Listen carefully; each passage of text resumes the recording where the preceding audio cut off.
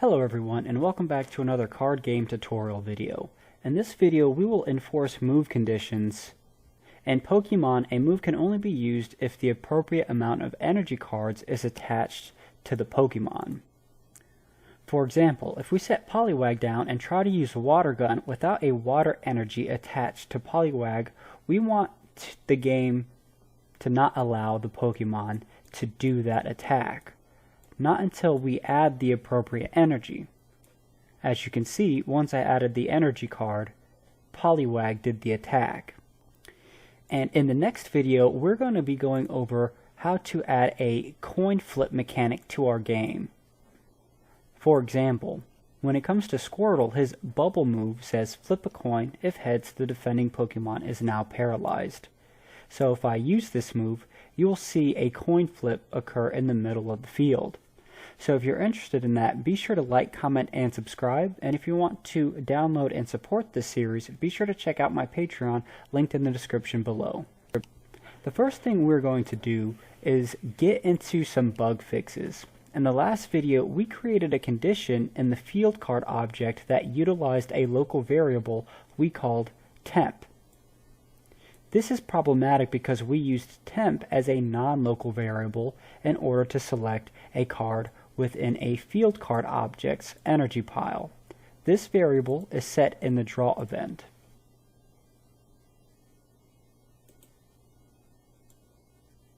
This new condition forces the old condition to take the value of the local variable. In order to alleviate this issue, we will change the local variable name from temp to temp1.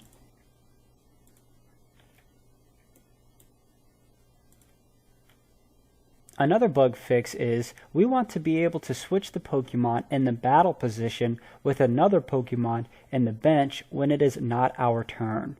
This is in the case when a Pokemon effect forces our battle Pokemon out. This effect will be covered in the next video.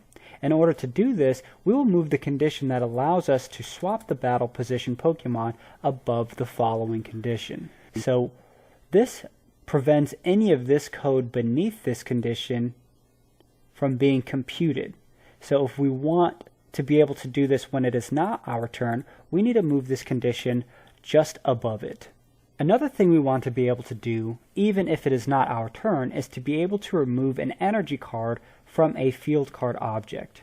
We will do this by moving this condition above this condition here.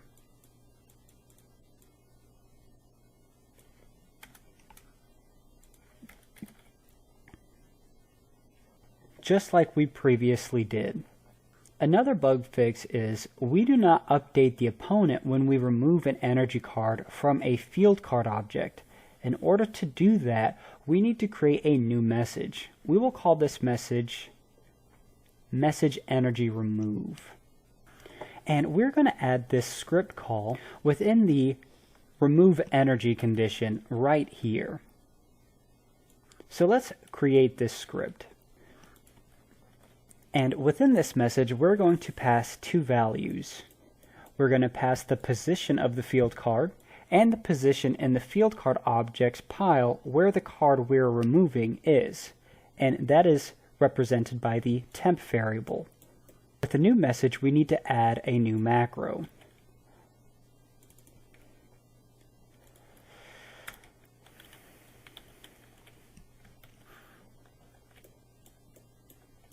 And now that we've added that new macro, now we can create the case in the client handle message script call.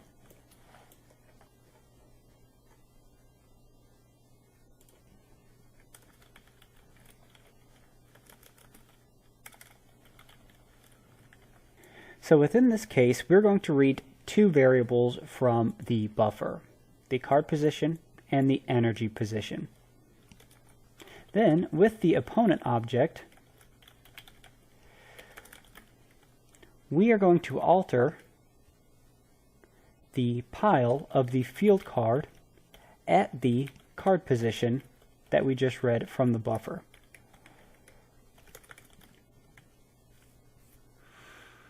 And what we're going to do is we're going to set the next card in the discard pile for that opponent object to be equal to the card in the pile at that energy position.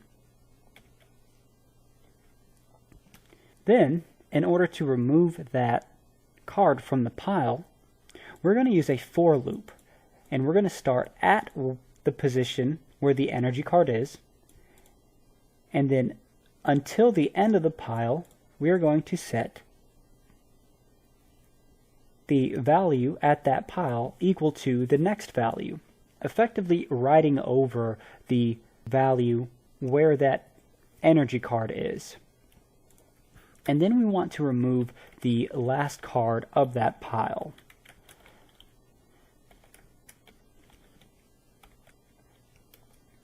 Lastly, we want to reset our tokens array, and we'll do that by using this for loop here, just so it can be recalculated after we've removed this card from the pile.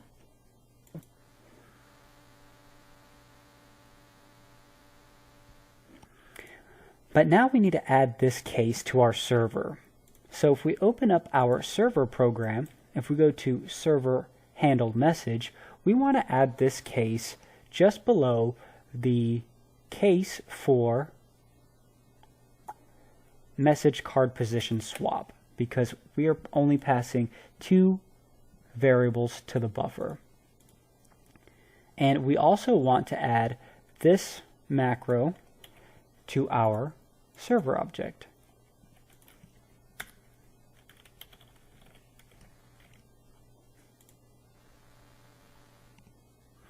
So now if we go back to our card game program, the last thing we want to do for bug fixes is the only time we want the player to not be able to select a prize card is during the start game phase. If the player selects a card at this time, that prize card may get shuffled back into the deck due to the mulligan action. To alleviate this, we'll add the following condition to the left released event. So that's all we will do for bug fixes. Now, we're not going to test these because these were just preventative actions for when we begin to add the move conditions for all of the Pokemon cards. So now let's begin adding the code for those move conditions. Since the move conditions are based on the energy attached to the Pokemon, we want to know how many energy cards are attached to that Pokemon that are of the same type, and how many energy cards that are attached to that Pokemon that are not of the same type. We will maintain these amounts in 2 variables, T count and C count. These stand for type count and colorless count.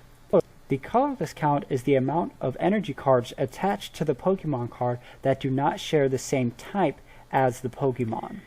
So we want these 2 counters to be reset every time the game goes through the step event, just so it can be continuously calculated. So below token count, where we initialize it to be 0, we're also going to add T count equals 0 and C count equals 0.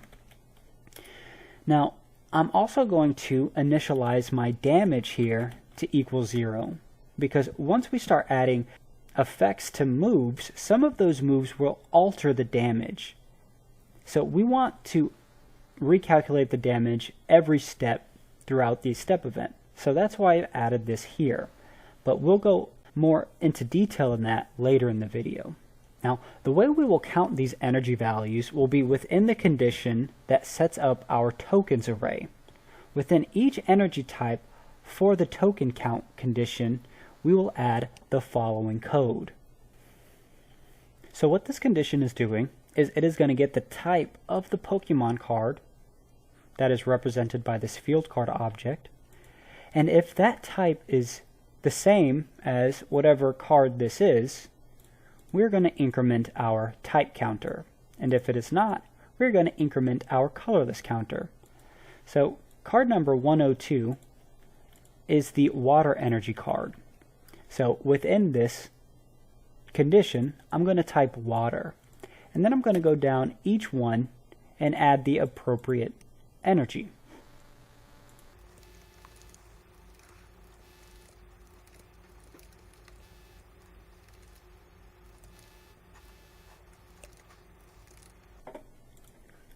And for the last case, where it is a double colorless, I'm going to increment the type counter and the colorless counter 2 times.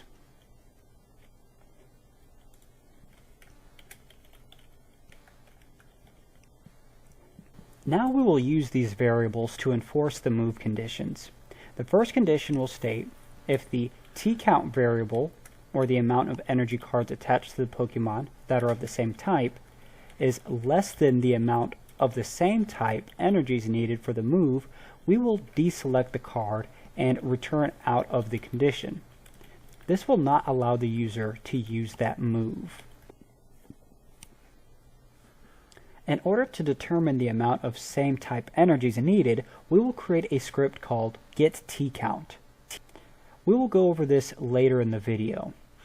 Next, we want to maintain any extra same type energies left over. The same type energies that are left over can be used as colorless energies. We will store this value in a local temp variable called temp1. This temp1 value will be equal to the difference between the type count variable and the amount of same type energies needed. In the case that the amount of same type energies is not achieved, we do not want to store a negative value in the temp1 variable. To prevent that, we will add the following condition. Now we will check that we have the necessary amount of colorless energy to use the move. We will do this the same way we did the same type energies, with the exception that we will add the temp1 variable to the colorless count, and we will use a different script to determine the amount of colorless energies we need, called getCount. We will need to add these lines to each condition that we use to select a move. For instance, this one will choose the first move of a card that has 2 moves. This condition will be when the player chooses the second move. Now, what we need to change with this code is we need to change these ones to be 2s, because this value that we're passing to these scripts represent the move we are using. And this condition here chooses the first move of a card that only has 1 move.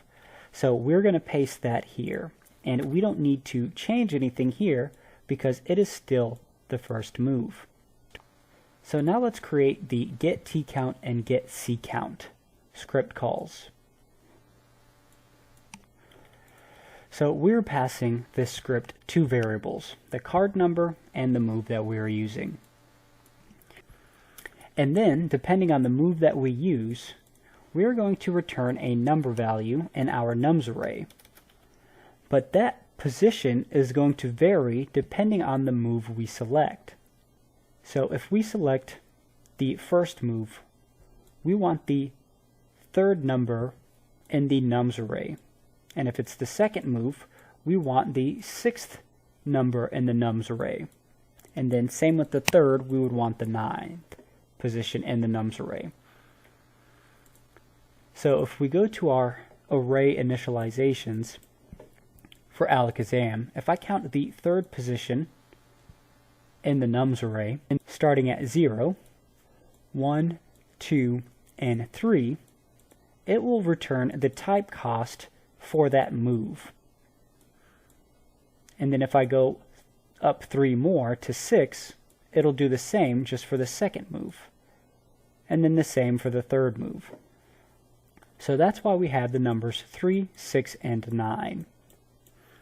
Now, script getCount will be exactly the same, except the numbers in these conditions will be 4, 7, and 10. So that's how the game will determine how many type energies we need and how many colorless energy we need.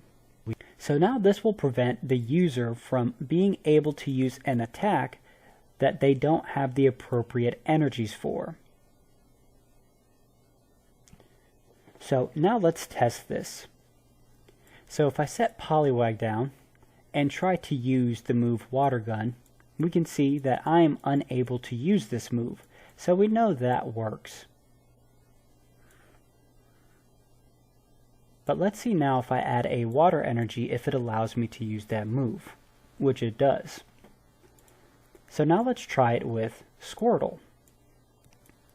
So if I try to use Bubble, it does not work. If I use Withdraw, it also does not work. So if I add an energy here, it still does not let me use Withdraw, but it will let me use Bubble. So if we go back to Squirtle, I can either add this double colorless to use Withdraw or another water energy. But since I have double colorless, I will use that. So now if I use Withdraw, it allows me to use the move. But now let's see what happens when we try to use a move that calls for two of the same type energies and a colorless energy.